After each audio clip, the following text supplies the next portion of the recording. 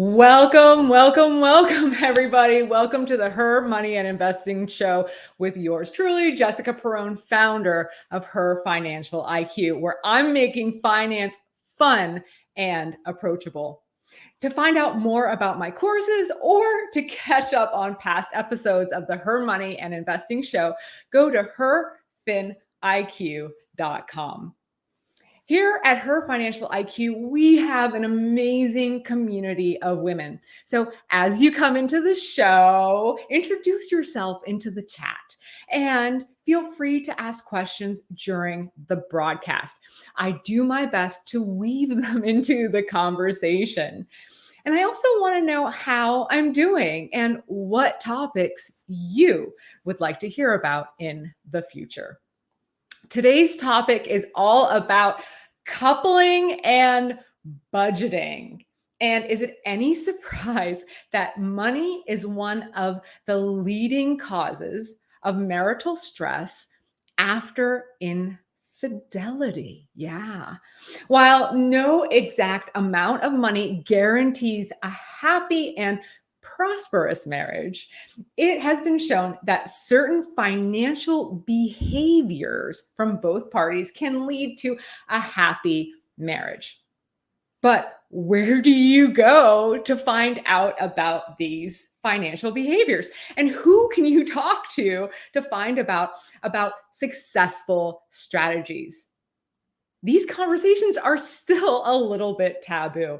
And I don't know how comfortable all of you would feel about actually going to a friend out there and saying, hey, how do you do your budgeting? How do you do your budgeting? So with that said, I am so happy to bring up this taboo conversation. And I'd like to start by talking about a result from Wealth Pursuit study on money and marriage. It shows that 87% of people who say their marriage is great work together with their spouse to set long-term financial goals. Another indicator can be credit scores. The thought-provoking ebook 5 Forces Destroying Your Relationship states that your personal credit scores are a greater predictor of financial compatibility than how much you love each other. Also, knowing your soon-to-be spouse's credit score can show how a partner manages their money and debts and can be a red flag for the future. And you may want to investigate it. Now, remember, saving and spending attitudes can significantly impact your relationship. By cultivating a healthy understanding of finances, you can strengthen your connection and create a brighter future together. With that said, I'd like to introduce our expert guest today, who will help guide us to our happily ever after. And with that said, it is my pleasure to introduce Veronique Scullion, who runs her financial planning practice at Northwestern Mutual. She offers services such as personal planning, estate planning, business planning, and high net worth wealth management. And beyond that, I have worked with Veronique extensively for the Pittsburgh Money Talks. Welcome to the show, Veronique. Thank you. Thanks for having me. I'm so excited to chat with you today about relationships and finance. So let's dive right in. Let's just dive into it. What are the top 3 things you believe every woman should know about her soon-to-be, significant other's finances before walking down the aisle? Sure. I think that's a great question. I don't think it's necessarily has to come down to facts of how much money do you make? What do you have? Yes, those are important, but I think having an understanding about their behaviors and their thoughts about money is, if not more important. And one of those questions that you can ask your partner is, what does money mean to them? Is it a stressor? Oh. Does it mean freedom? Does it mean security? Because I think that really shapes the way that the person then will handle their funds based off of what their behaviors and thoughts are behind money. A good follow-up question for that is, if there is anything growing up that really sticks out to them and plays a role on how they think about things financially, right? Because the way that money means to you may have been because of something that happened in your past that shapes the way that you think about money and the way that you now handle your own financials. And then from there, you can kind of get more factual of, okay, what do you have? Kind of looking under the hood, even looking at each other's bank accounts, okay, what do you have in savings? What do you have in your bank account? What debts do you have? Liabilities? Because if there's any, once you do get married, if something, God forbid, did happen to your spouse, you may be then liable to have to pay back any of those debts, right? So really being open about having this discussion of understanding, okay, like what are your thoughts? What are your behaviors? What are your views on money? But also taking a look at, okay, what do you actually have point blank from there? Now, I kind of started giggling when you started talking about the past, because right away I started thinking about my past, and it definitely shaped who I am today. The oldest of 8 children, my mom was extremely frugal. And even to this day, I am extremely frugal. So you're right. My past has really shaped who I am in current time. So that's so interesting. And I definitely second your thoughts on debt. Because a lot of people, I feel, don't even want to ask that question. They don't even want to go there. It's faux pas, right? Yeah, I would agree with that completely. It's sometimes they don't even know that they have some sort of credit card balance that's still lingering around, or personal loans. And it may be sometimes in a way that sometimes I feel like it makes people feel like it defines who they are based off of certain liabilities that they've gone through. I see it more of there's certain experiences that you've just gone through, and maybe some decisions happen at that time because you were unaware, you just didn't know, and kind of give yourself some grace from there. But it's more of looking at, okay, what can I do? Because you ignoring it is not going to make it go away. Right. And I also feel like the old proverb, you can lead a horse to water, but you can't make them drink. So True. like, what do you do? Like if you're about to get married, you're trying to have these budget conversation with maybe a spouse that has crazy credit card debt, and they're like, oh, it'll be fine, and you're a saver, they're a spender. Like, how do you make that work? Yeah, so typically I actually see these with couples pretty often, where there's a spender and there's a saver, even when they're actually already married. And typically what I've seen has worked out is having their own separate banks in which, they have their own spending things that they like to do on their own, whether it's maybe the, counterpart likes to go golfing and the other likes to go shopping, right? And so instead of having everything in a joint where, hey, I need you to stop going shopping so much, or hey, I need you to stop going to golfing so much, it's kind of like they have their own separate things that they can do, but then they also have their joint that has their normal billing happening on a regular basis. And I've seen that work very well for a lot of my couples, instead of feeling like they're kind of at each other's necks every month, because they know they have their separate things going on, but they know the bills are getting paid and they have their savings going. So it's a lot more comfortable and easier for them, instead of always constantly looking at the budget every single month.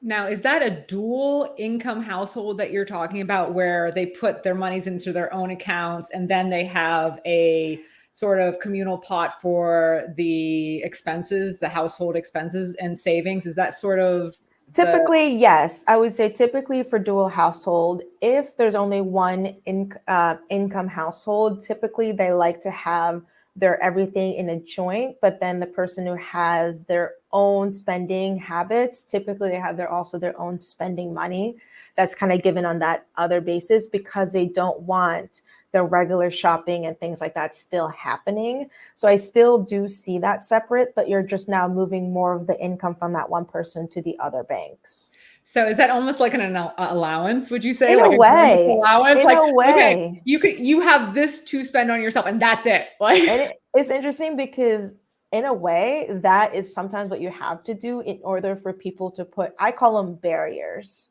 right? It's like, okay, you know, you can only spend this much because we like to follow what I call a 60-20-20 rule, where 60% of your income is your fixed bills.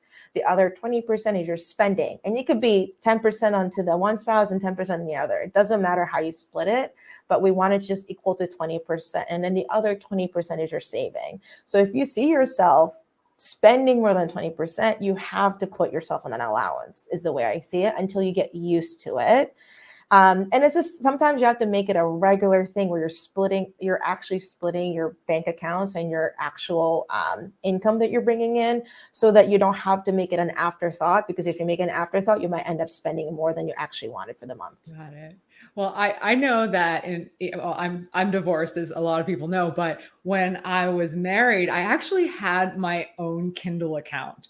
And people are like, what? You had your own Kindle account? Because I read so much. And each time I bought a book, it would show up in the joint Amazon Kindle account. And I actually had to get my own account, so he didn't see how much I was reading. I was like sneaking reading, like on the commuter bus and everything. And yeah, that was pretty funny. But I could see how, like, if you are with a saver, because you hear about people like that are so that have the just can't help themselves. They're compulsive about spending, or even compulsive about saving, right? So Agreed. if you are even like a moderate spender, I'm not even talking about an out of control spender, right? A moderate spender, you want to treat yourself every once in a while, but you're with a super frugal person, then even having your own account can help, prevent misunderstandings and arguments and whatnot. Exactly. Now, how do you feel? Okay, and this is, I know I didn't bring this up before, but how do you feel about hush funds then? Like, like those accounts that the other person doesn't know about. Okay, I mean, if you're at that level of relationship, I feel like maybe it's something. To me, it's always all about having open communication. So I'm not a big fan of hush funds, to be honest. Like, I think having an open communication is very helpful in a marriage, because then maybe there could be some times where the other spouse may feel like you're becoming deceitful when it's not that case. That's typically where I am, unless there's obviously like more things going on within the marriage. Now, you can have your own thing, but as long as you say, hey, I have this other thing that I'm doing, then that's fine, right? You don't need to go into all the details of what you're doing every single month. But I think always being open and honest is always really, really good in a marriage. Just coming from me too, from my own personal experience, and then my husband was not good with opening up and having a conversation. As a financial advisor, I talk about it every day to so many people. So my thought was like, why am I not talking about my husband about this? And so I started talking more and more, and I could tell that he would just shut down. So then I had to figure out a way to get him more comfortable. And so my comfortable was like, I'm only going to talk about things with him in doses. And that was my way of getting him to open up. And now we actually look forward to setting goals together. Hey, even beginning of 2023 is January. I was like, okay, let's write 10 things I want to do this year, financially, personally, professionally, everything. And that just like keeps us together on the same page. But he was not like that before, because he came from a place of where he was ashamed of certain debts that he picked up because he started a business. And that's what he didn't want me to see. And so when I finally was able to open him up, and I was coming from a place like, I'm not shaming you for this. It is what it is. Things happen. And he became more open into having these conversations after we took a look at the debt. Really was the big thing. Oh, wow. So that transparency and those conversations and easing into it, because you're right. There's a lot of people, even within relationships, let alone going outside the relationship to talk about money, right? But it is definitely, or can be, a barrier. Now, have you ever been caught between a couple and their spending showdown? Have you ever been caught between the battle lines? I would say, usually I'm more of a facilitator, where I'm kind of just there to help facilitate, to keep the conversations going. If one person shuts down, I can ask kind of like a follow-up question to make them a little bit more comfortable. But I have seen showdowns happen in front of me where they're kind of just having these battles of, I told you to stop doing this, or I told you to stop doing that, right? And I kind of just reel them in to let them know that we're not here to attack each other. We're here to find a compromise, right? It's finding a common ground. You have to give compassion to the other person, because the other person, like if you make the other person feel defensive, you're not going to get anywhere. So you have to find that fine line of what you can cross to know, and you know your partner better than I would. So I'm really just there to make sure that, we're having a fruitful conversation where we're kind of moving forward versus being stuck. Now, we kind of touched upon this a little bit before, but what sort of attitudes are the most, like, I guess, combustive, like explosive is what I'm looking for? What attitudes create the most conflict? What I have seen with my clients is typically when the one other person is just coming from a place of negativity, right? You've been doing this all the time, constantly. It's not about bringing up the past. I always tell people it's all about trying to just keep moving forward. Now, I have some couples who never pay attention to one of the finances, and I have another couple that pays attention to the finances. And it sounds good because it's like, okay, well, my husband, typically it's the husband, my husband takes care of all of that. So I don't have to look at it. Sounds great. Like, okay, that means the bills are getting paid because you're paying attention to the budget, but you have to think about, okay, well, is this actually helping on the saving side? Like maybe the budget is getting a little bit easier and better because they're taking the reins of everything, making sure things are paid. But when it comes to investing, are you investing yourself? Most likely I've seen no. The most investing they may do is work, if they know anything at all what's going on with work. Most of the time they don't know what they have through their work, but they know something's getting taken out of their paycheck every month. And so I have seen where the person who does pay attention to their budgeting more has more money saved or has more money invested, while the other couple doesn't have much money saved, doesn't have much money invested. Like, yes, it sounds good because it's the household, but then let's look at long-term. Right, long-term, now we're looking at retirement.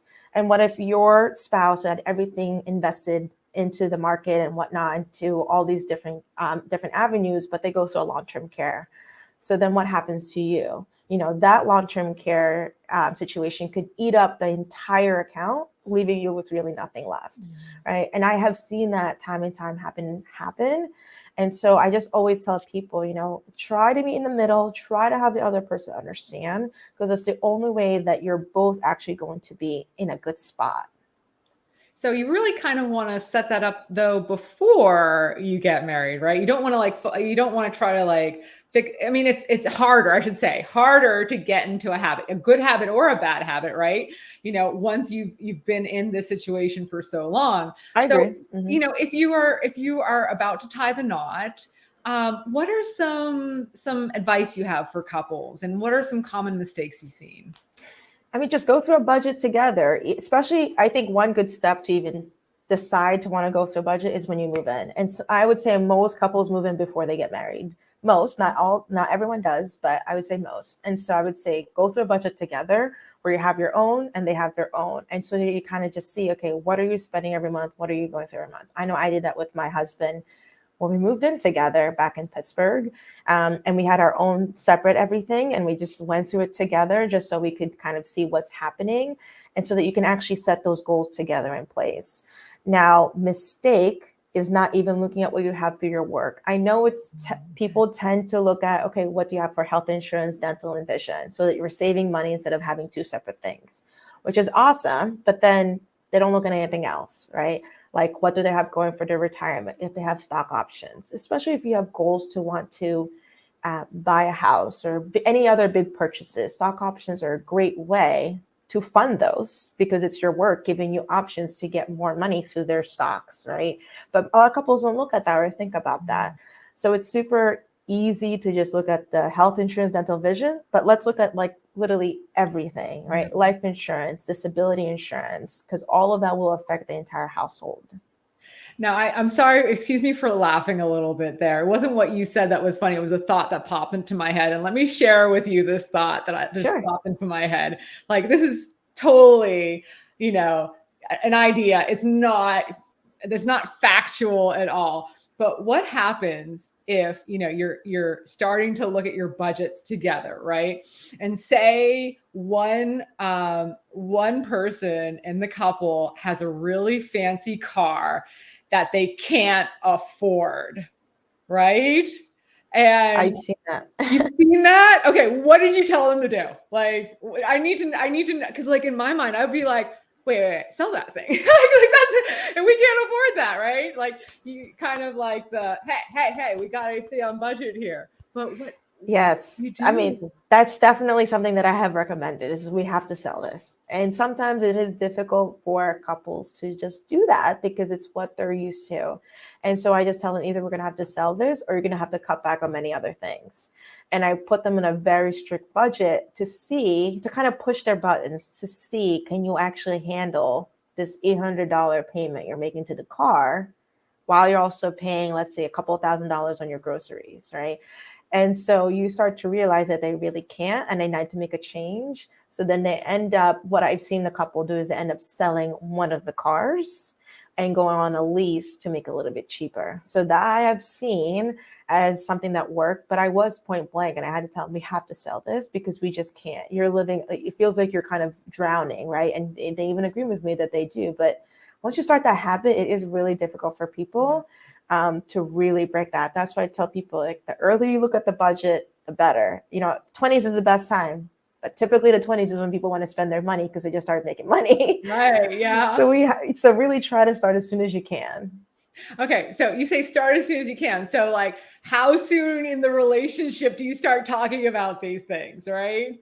Like that's kind of like what I want to know. Like, that's a great. So to me, the best time is really when you move in is a great time.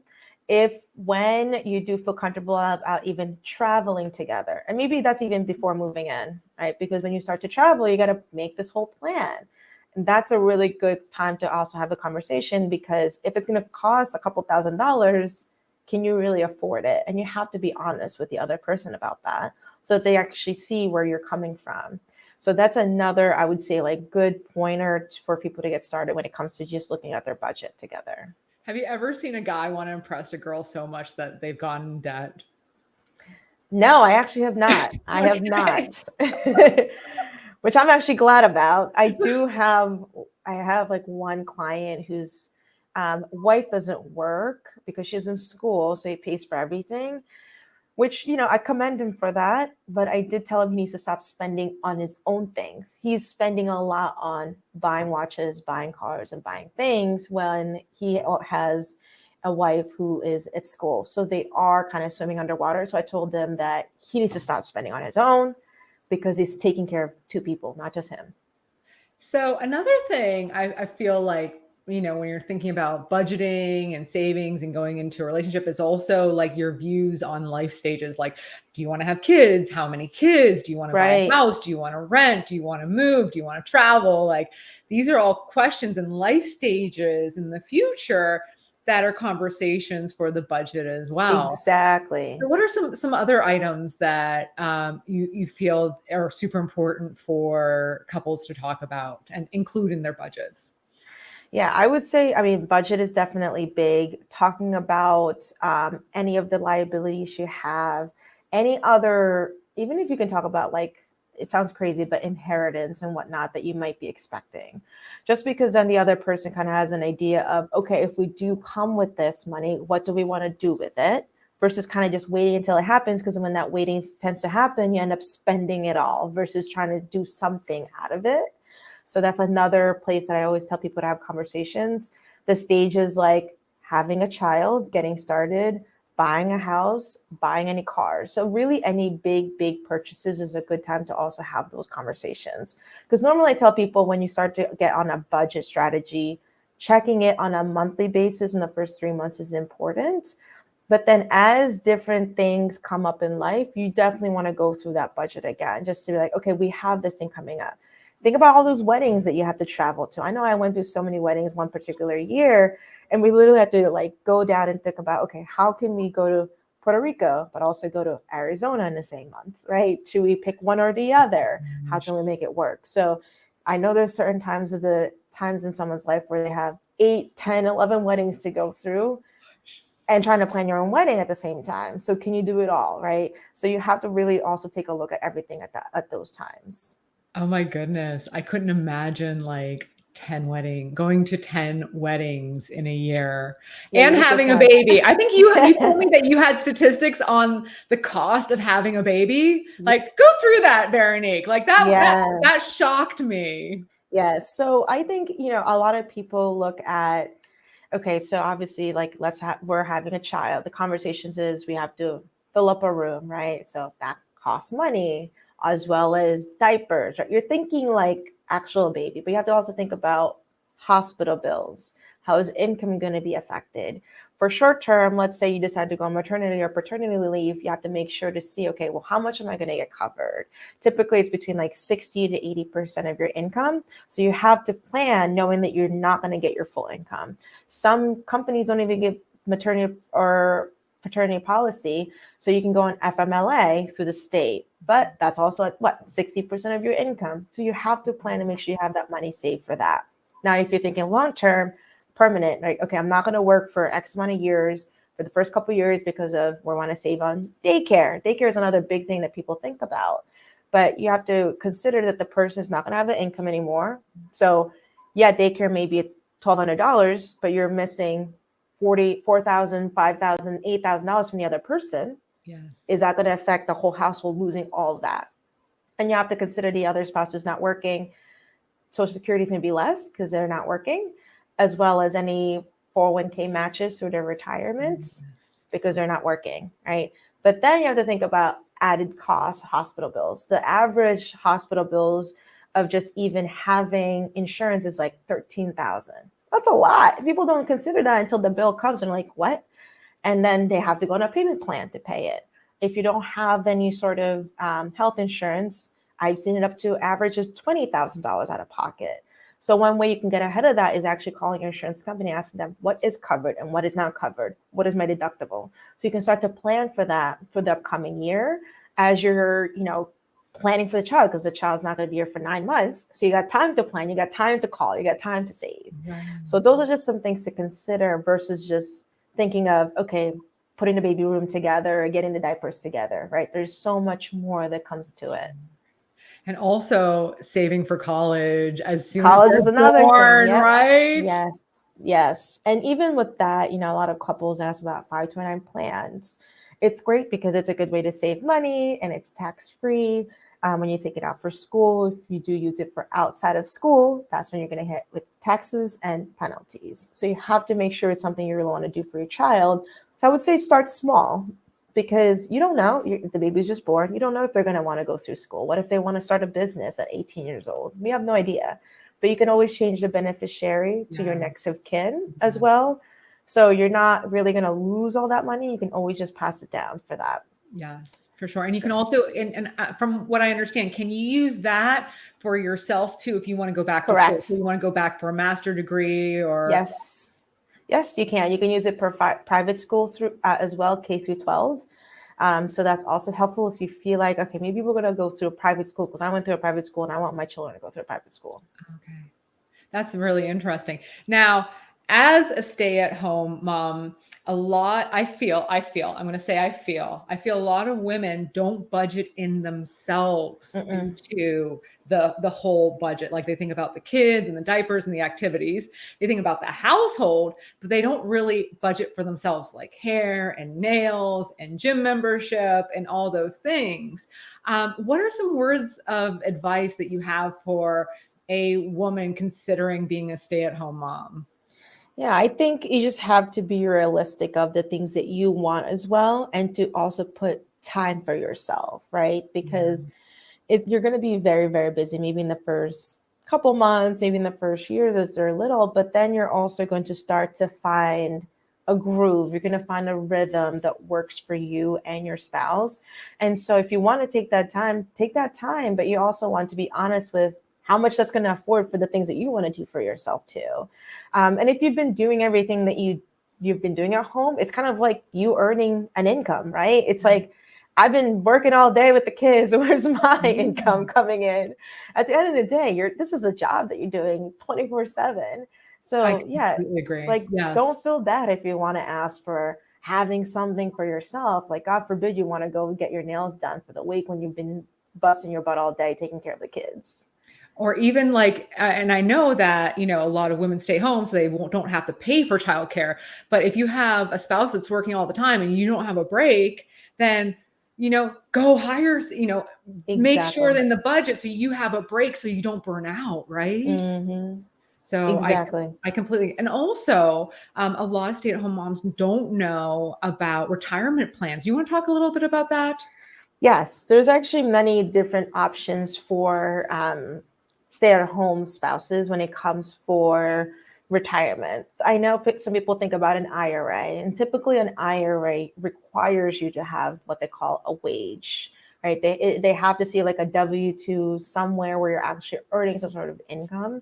But you can have a spousal IRA in which you don't necessarily need to be working, but your spouse will need to be working, but that spouse can put money in for you. So that's something you can budget.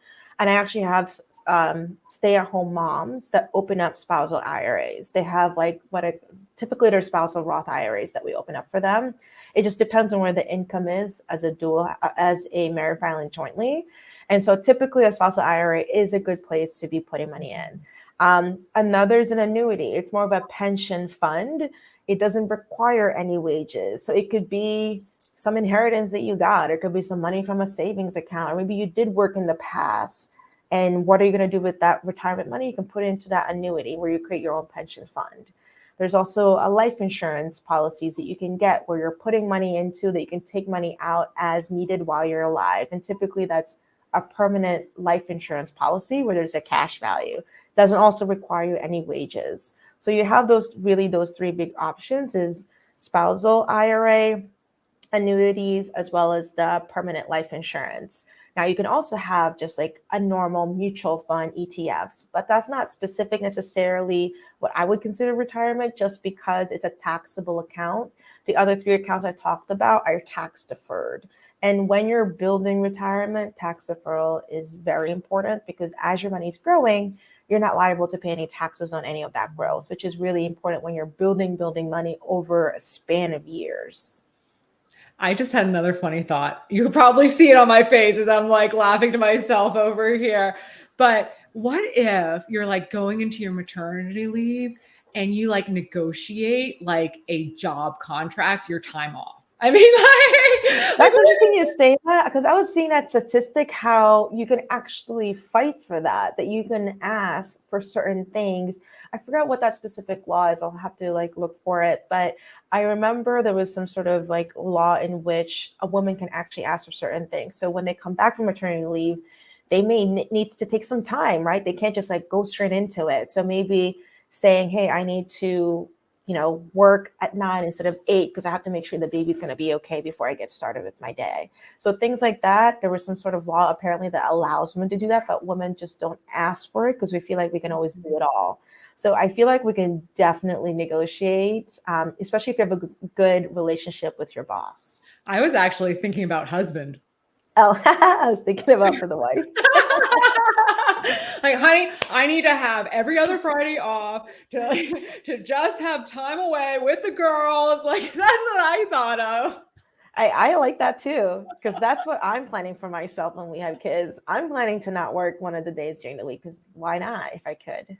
Because I know with me, I felt guilty. I felt guilty leaving the kids, the family, taking that time out for me. I know that a lot of stay-at-home moms out there do that. So if it's negotiated beforehand, I have sick days. I can't tell you how many times I was sick as a dog taking care of the kids, right? Like Really? sick days, time off, vacation time. Yeah, like negotiating that in with your stay-at-home mom package with your husband. I like it. I like it. It's a good idea. It's like you earning that wage for you to be able to spend the things that you want to do as needed, but also PTOs, right? That's a good one to also incorporate. So needed. And I will say stay-at-home mom is like one of the hardest jobs out there. It is 24 hours a day and they need it. Women definitely need those breaks. And I 100%. feel like sometimes we're workhorses too. We don't let on that we even need it, right? And so the husbands are like, "What? Everything was fine. What just happened here?" Because the wife like melts down from just being overworked, right? Have you seen that? Yes, I have. Yes, I have. Because it's just it becomes a lot, especially when you have multiple children that you have to make sure is like being fed, being changed, everything is good, but you also have to make sure the whole house is looking good, right? That it's okay. So there's definitely a lot that goes into it too. So definitely taking that time is very, very important. And I totally agree. I totally agree. Now, there's just one more point. We've been talking for 30 minutes already. This is awesome. Thank you so much, Veronique. So, I Of guess my course. last question for you is estate planning, especially for blended families. Do you want to explain what a blended family is first for our viewers? Sure. Typically, blended families is when there is two divorcees that come together. This is what I've typically seen is two divorcees coming together who already have children from their first marriages. And so it's a blended family. Everyone's like kind of together now. And so what I've seen typically is typically they want all their kids to get everything that they want, and the other one wants all their kids to get everything they want. Right? They don't really necessarily want to muddy the waters with the things that they have saved. This is typically what I've seen. Not everyone may be the same. They might say, I want to make sure that my spouse's kids are okay too. I don't really see that very often.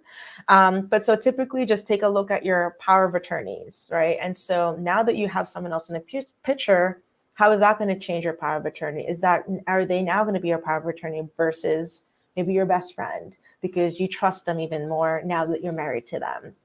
And looking at more of like a durable power of attorney meaning that it's going to be enacted and it's going to work in the eyes of like the judge, even if you're incapacitated. So even you can't speak for yourself, if you're in a coma, things like that, they will have the power to do the things that you want them to do for you on your behalf. So healthcare, so paying your medical bills, especially if you're incapacitated, who's going to pay the bills, who's going to talk to the insurance companies, as well as your finances, who's going to pay your taxes, who's going to pay the water bill for the month. Those things don't stop just because you're in a coma, unfortunately, right?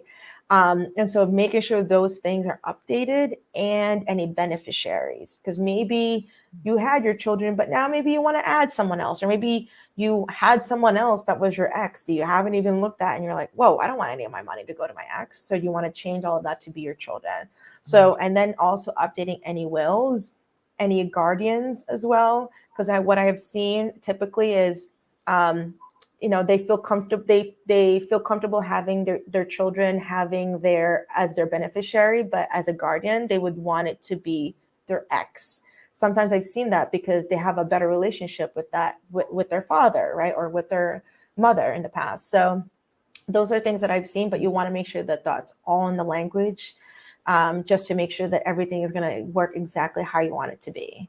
Or putting some trust in place. Maybe that's more important for you because you want to keep everything within the family. So you want to have a trust in place. Not everyone necessarily needs a trust. It just depends on how many different assets that you have. And if they're in a different state, it's much easier to have a trust when you have properties in different states, just because each state has their own probate process as well.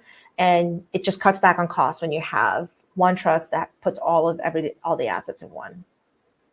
So I guess my question here is, what if you are coupling without marriage after your first marriage? So you're a divorcee, you are coupling, but you are not married. What are some things that you want to think about in those situations?